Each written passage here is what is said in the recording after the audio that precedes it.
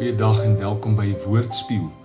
Ons trek by Markus hoofstuk 1 en ons lees vandag Markus hoofstuk 1 vers 1 en dit sê die volgende: Hier begin die goeie nuus of evangelie aangaande Jesus Christus, die Seun van God. My tema vanoggend is goeie nuus. Markus skryf wat waarskynlik die vroegste weergawe van Jesus se lewe is wat in ons Nuwe Testament ingesluit is. En hy begin hierdie weergawe van Jesus se lewe met die woorde: Hier begin die goeie nuus aangaande Jesus. Jesus is goeie nuus.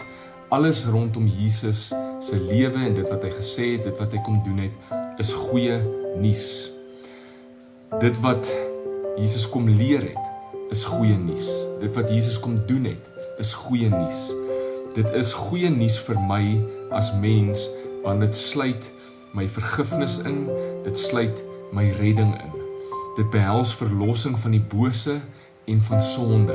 Dit behels vrede, dit behels blydskap, die belofte van ewige lewe en 'n nuwe skepping. Ek is 'n nuwe skepping. Die ou ek is verby. Ek is nie meer 'n sondaar. Ek is die geregtigheid van God in Christus. Dit is goeie nuus vir my verhoudings, dit is goeie nuus vir my finansies, dit is goeie nuus vir my werk, dit is goeie nuus vir die ewigheid, dit is goeie nuus vir nou. Soms maak ek die nuus aangaande Jesus ingewikkeld, moeilik, swaar. Maar dit is nie. Soms vermeng ek die goeie nuus met die ou nuus. En ek moenie dit doen nie, want die nuus aangaande Jesus is goeie nuus. En as dit nie goeie nuus is nie, dan is dit nie die evangelie nie.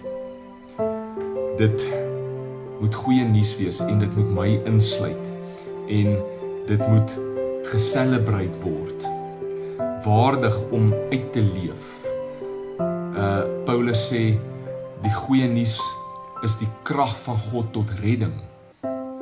Waardig om oor te vertel aan ander, waardig om oor te praat. Ek wil vandag in hierdie goeie nuus leef. Die goeie nuus aangaande Jesus is die basis van my lewe.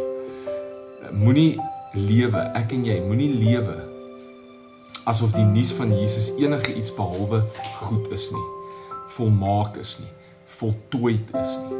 Ons hoef niks daar by te voeg nie, ons hoef niks weg te vat van dit nie. Die nuus van Jesus is goeie nuus. Kom ons bid saam. Here Jesus, U is die goeie nuus. Geen hoeveelheid slegte nuus kan naby die goeie nuus kom nie.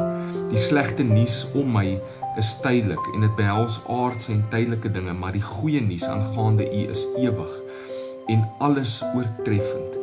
Dankie vir die goeie nuus. U is goeie nuus en dankie dat ek ingesluit is daarby. Amen. Die Here seën jou. Gedeel hierdie met iemand wat dit vandag moet hoor. Tot 'n volgende keer.